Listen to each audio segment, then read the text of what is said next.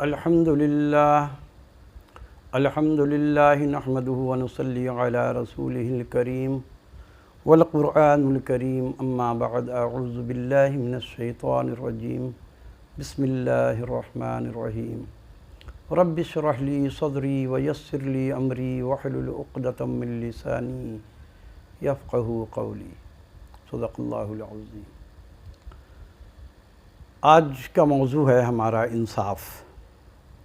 اللہ رب العالمین قرآن مجید میں ارشاد فرما رہے ہیں وَمَن يَعْصِ اللَّهَ وَرَسُولَهُ فَإِنَّ لَهُ نَارَ جَهَنَّمَ خَالِدِينَ فِيهَا أَبَدًا۔ جس نے اللہ اور اس کے رسول کی نافرمانی کی وہ ہمیشہ جہنم میں جائے گا، وہ ہمیشہ جہنم میں رہے گا۔ اب دیکھیے اللہ اور اس کے رسول کی نافرمانی کیا ہے؟ صرف نماز روزہ حج اور زکوٰۃ ہے؟ جی ہاں یہ تو ہے، لیکن اس کے علاوہ اللہ نے جس چیز کو حرام کر دیا اس کو حرام سمجھنا اپنے لیے یہ اللہ کی فرما برداری ہوگی، اور جس کی چیز کو اللہ نے آپ کے لیے حلال کیا ہے اس کو اپنے لیے حلال سمجھنا ہے۔ لیکن آج ہمارے یہاں لوگ پیسہ کمانے کے لیے موقع تلاش کرتے ہیں۔ جیسا کہ میں پہلے بھی عرض کر چکا ہوں، یہ انصار برنی کا ایک واقعہ آ گیا، اور ایک واقعہ میں اپنے پلاٹوں کا جو غریبوں کے ساتھ ظلم زیادتی ہو رہا ہے، صرف ہمارے ہی گوٹ کا معاملہ نہیں ہے، ایسے ہزاروں لاکھوں گوٹ میں روزانہ غریب لوگ لٹ رہے ہیں، لیکن سننے والا ان کی فریاد کوئی نہیں سنتا۔ اور غریب لوگ عدالت میں کیسے جائیں گے؟ آپ نے عدالت کو تو سستا رکھا نہیں ہے۔ وکیل ہمارے جو ہیں وہ اتنا لوٹتے ہیں کہ لوگ وہ کہتے ہیں کہ بھائی پیسہ بھی جائے، عزت بھی جائے، اور وقت بھی برباد ہو، بے سکونی بھی ہو، اس سے اچھا ہے کہ یہ پلاٹ میں نے اللہ کے لیے چھوڑ دیا، قیامت کے دن میں لے لوں گا۔ جو اللہ پر توکل کر کے ہٹ جاتے ہیں لوگ اور مقدمہ سے دور ہو جاتے ہیں، کیونکہ نظام انصاف بہت مہنگا ہے، اور غریب کو تو انصاف ملتا بھی نہیں ہے، اثر و رسوخ والوں کو مل جاتا ہے۔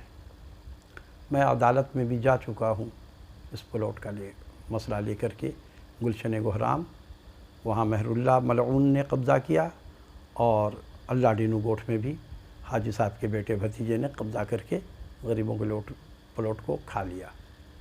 لوگ تھانہ میں گئے، عدالت میں بھی جانے والے گئے ہوں گے، میں بھی گیا، لیکن سننے والا کوئی نہیں۔ اسی طرح سے آج انصار برنی کا معاملہ سب لوگ لے کر کے اپنے اپنے چینل پہ اپنا چینل چمکا رہے ہیں، تو کسی کی جان جاتی ہے اور کوئی خوش ہوتا ہے۔ وہ والی مثال ہے کہ بکرے کی جان گئی، کھانے والے کے مزے ہیں۔ تو اب وہ تو پھنسا اپنی کرتوت کی وجہ سے، لیکن یہ لوگ جو آج انگلیاں اٹھا رہے ہیں، پہلے یہ لوگ کہاں تھے؟ میں پہلے بھی عرض کر چکا ہوں کہ جتنے بھی NGOs ہیں ایک بھی خدمت کرنے کو نہیں آیا ہے، سب مال بنانے کے لیے آیا ہے۔ جس کو جس طرح سے چانس مل رہا وہ اس طرح سے کام کر رہا ہے۔ کسی کو اگر امریکہ سے سہولت مل گئی کہ اسمگلنگ کرو تو وہ امریکہ سے کرتا ہے، جس کو نہیں ملی وہ پاکستان میں ہی کچھ نہ کچھ کر رہا ہے۔ یہاں پہلے بھی ایک خاتون کوئی، اب مجھے یاد نہیں ہے، کہ وہاں وہ لڑکیوں کو سپلائی کرتی تھی، استغفر اللہ، اور پھر پکڑی گئی، لیکن ہوا کچھ نہیں۔ یہ لوگ پیسے کے بلبوتے پہ اتنا پیسہ کما چکا ہوتا ہے یہ مافیا، یہ پیسہ دے کر کے بری ہو جاتا ہے۔ صرف اس کو پکڑا بھی اسی لیے جاتا ہے کہ کچھ پیسے تم نے جو کمائے ہیں ہمیں بھی دو، پھر اس کے بعد اس کو رفع دفع کر دیا جاتا ہے۔ اب انصار برنی کیا؟ اب دیکھ لیجئے، یہ ٹرسٹ والے بچوں کو لیتے ہیں، ان کا فرض کیا بنتا ہے کہ یہ ٹی وی چینل پر ان کو دکھائیں کہ یہ بچہ ہمارے پاس اپنے گھر سے بھاگ کر کے آیا ہے، جس کا ہے وہ ٹی وی پہ کوئی سا دن بھی مقرر کر لیں، جیسے اتوار کا دن مقرر کر لیں کہ ہر اتوار کو شام 5 بجے ہم بچوں کو نشر کریں گے۔ اب ان کی تصویر سلیئر وائز دکھائی جائے گی، لوگ اپنے گھروں میں بیٹھے ہوئے ہوں گے، جن کا بچہ بھاگ گیا، گھر سے گم ہو گیا ہے، تو وہ دیکھیں گے، جب پہچان جائیں گے وہ فون کریں گے، آ جائیں گے، اپنے بچے کو لے جائیں۔ لیکن یہ اب اس پہ مسلط ہو جاتے ہیں، یہ اس کے ساتھ اس کو اپنی پراپرٹی بنا لیتے ہیں۔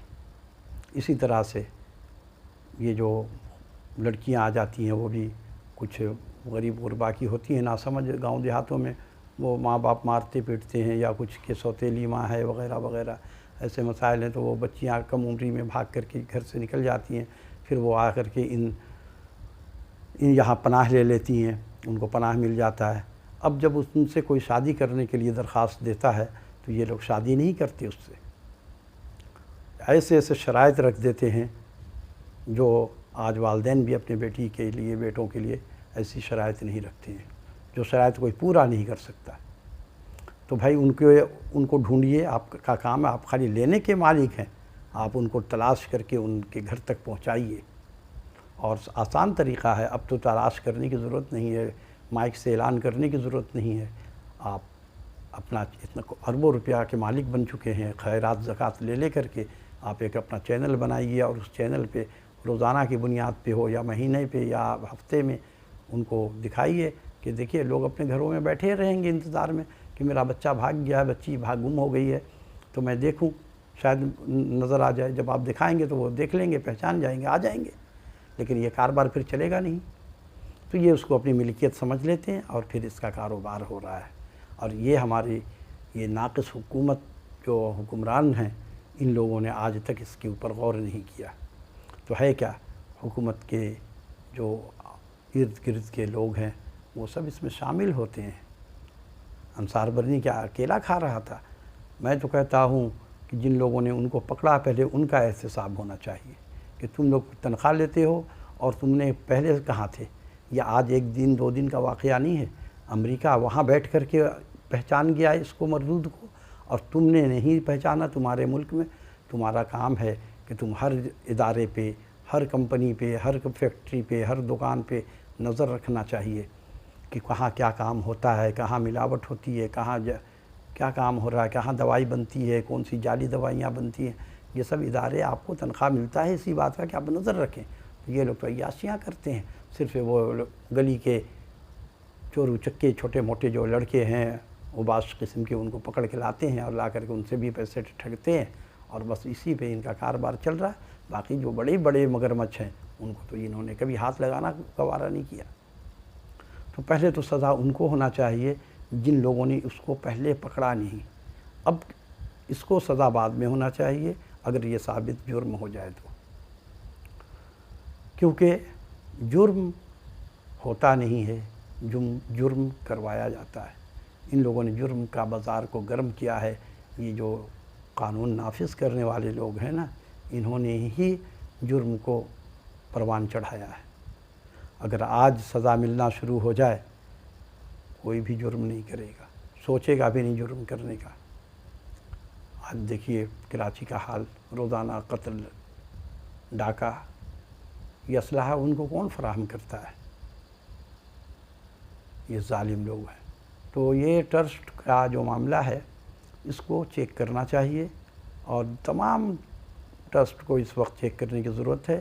یہاں کہیں پہ بھی خدمت نہیں ہو رہا ہے۔ اب لوگ تھوڑا سا وہ دیکھ لیتے ہیں کہ روڈ پر کھانا کھلایا جا رہا ہے، ارے تم روڈ پہ کھانا لوگوں کو کھلا رہے ہو، تم لوگوں کی غیرت کا جنازہ نکال رہے ہو، تم لوگوں کو بے غیرت بنا رہے ہو۔ اسلام میں ہے غیرت اچھالنے کی بات نہیں ہے، کسی کو عزت نفس کو مجروح نہیں کرنا چاہیے۔ یہ کیا کرتے ہیں؟ روڈ پہ کھانا کھلاتے ہیں، دیکھو میں نے آپ سے زکوٰۃ دیا، بانٹ رہا ہوں، دکھاوا۔ اور دین میں ایسا کوئی، یہ دین کا کام نہیں یہ کر رہے ہیں۔ کھانا کھلانا ہے تو کوئی اور طریقہ استعمال کیجئے کہ کسی کو پتہ نہ چلے۔ اور یہ روڈ پہ کھانا کھلا رہے ہیں فی سبیل اللہ، دیکھو ہم چھپا ہیں، ہم فلاں ہیں، تو یہ اصل میں لوگوں کو بغیرت بنا رہے ہیں، کوڑھی بنا رہے ہیں لوگوں کو۔ لوگ لیزی ہو جائیں گے، کیونکہ ان کو جب مل رہا ہوگا مفت میں تو وہ کام کیوں کریں گے؟ تو لوگوں کو کام کرنے کا مشورہ دینا چاہیے، ان کو کام پہ لگانا چاہیے، نہ کہ ان کو بولا جائے کہ آپ کام مت کرو، یہاں بس زکوٰۃ بیٹھ کر کے کھاؤ۔ تو یہ اپنی دکان چمکانے والا طریقہ ہے اور کوئی بات نہیں ہے۔ اب دیکھیے روزہ کھلواتے ہیں، بھائی کیا ضرورت ہے آپ کو روزہ کھلوانے؟ جو روزے دار ہوتا ہے وہ اپنا انتظام کر لیتا ہے وقت کا، جو روزہ نہیں ہوتا وہی روڈ پہ روزے کے وقت گھوم رہا ہوتا ہے، اور اگر روزہ ہے تو وہ انتظام کر لے گا، جیب میں 2 کھجور لے کے آ جائے گا۔ یہ لوگوں کو بے غیرت بناتے ہیں تاکہ ان کی حیا ختم ہو جائے۔ جب روڈ پہ آپ روٹی کھائیں گے آپ کو دنیا دیکھے گی کہ آپ تو فقیر ہو گئے، آپ کا حیا ختم۔ پہلے تو شرم لگے گی آپ کو، اس کے بعد حیا ختم، پھر مانگتے رہیں گے ساری زندگی۔ تو یہ بے غیرت لوگوں نے اپنا دکان چمکایا ہوا ہے۔